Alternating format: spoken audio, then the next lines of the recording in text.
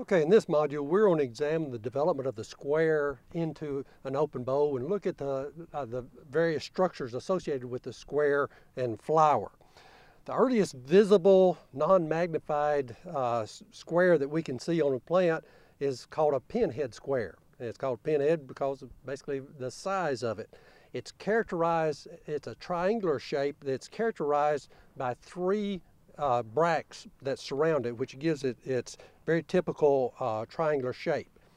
If the bract is a first, or if the square is a first position fruit, it will be developing up here in the top of the plant. And as it develops, this stem that subtends that square will elongate and form that first segment of a fruiting branch. Now it's very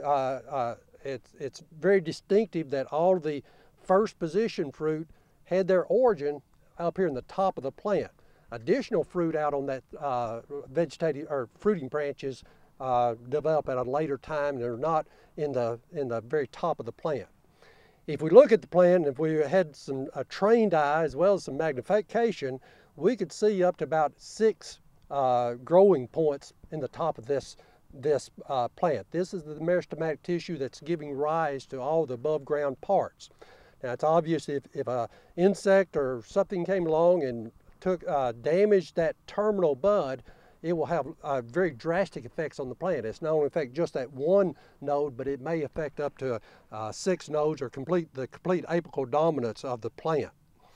Now the pinhead square requires about 25 days to go from a pinhead square to an open flower. This is a relatively constant number. It may vary a day or two, but it's relatively constant, mainly because this is a time-driven development as opposed to a temperature-driven process. The structures just simply take time to initiate and to develop into that flower.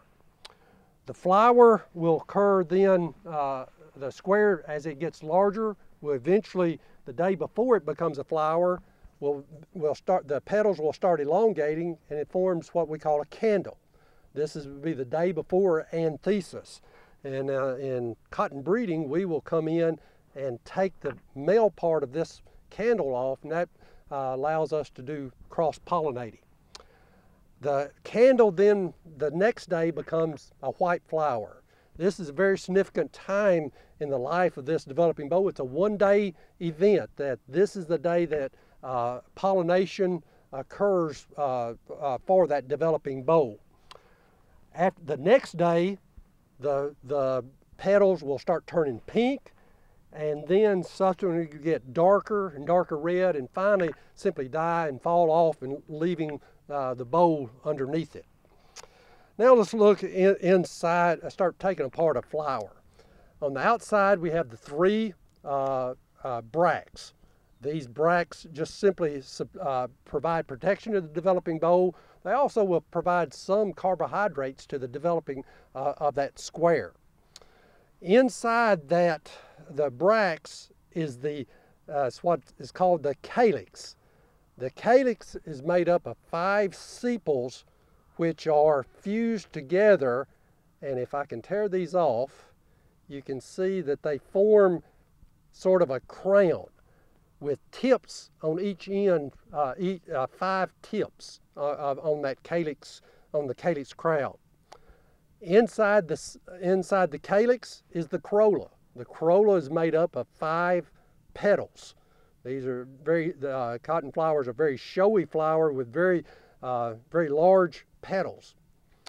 On the inside of the corolla, we have the staminal column. The staminal column is the male part of the flower.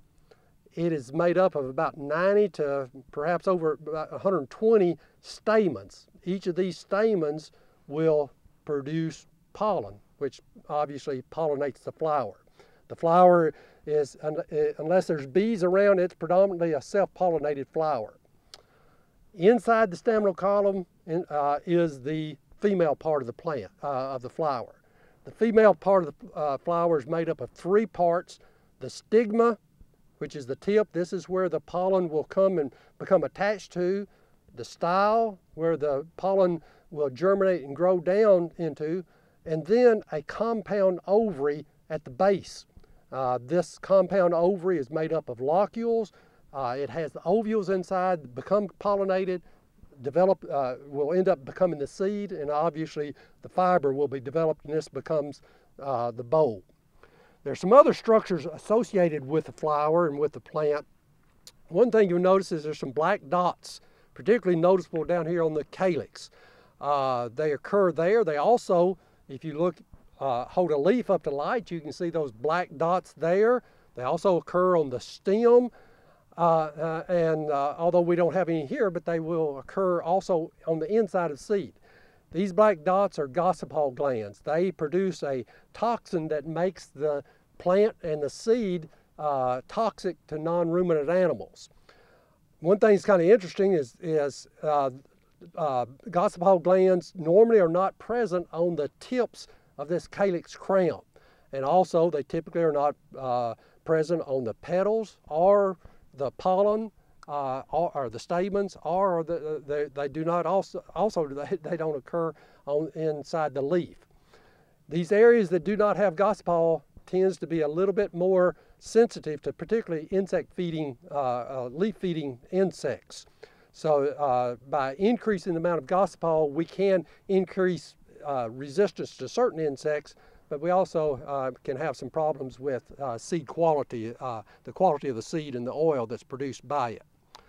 Another structure we can see associated with the flower is called nectaries, where there's a set of 3 nectaries at the base of the developing square and bowl. These nectaries obviously exude nectar, which will attract pollinating insects. There's a second set of 3 in between the bracts, tangential to the ones on the outside, and a complete another set occurs on the mid-rib of each of the leaf. Now I think you can kind of see what's happening is the plant signals an insect, a pollinating insect, come here to this plant. Once it gets to that plant, it directs it right to the flower in order to do the pollinating. As indicated before, the time between a pinhead square to an open flower requires about 25 days, and that is primarily time driven.